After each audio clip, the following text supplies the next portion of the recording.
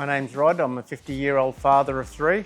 I reached out to MPH a year and a half ago, and I've pretty much been on this journey ever since. I've achieved tremendous weight loss as well as a transformation in the way my body is shaped.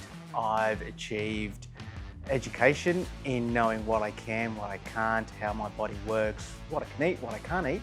And actually given me a lot more information around how to best achieve these results at the gym. I'd recommend MPH. Basically, I've said it before, it is pretty much a community. It's not just about coming in, paying your money and doing a workout. It's an actual journey. It's the camaraderie, it's the motivation, it's the education, it's the laughs, it's having the guys available to you whenever you need and having them come on the ride with you.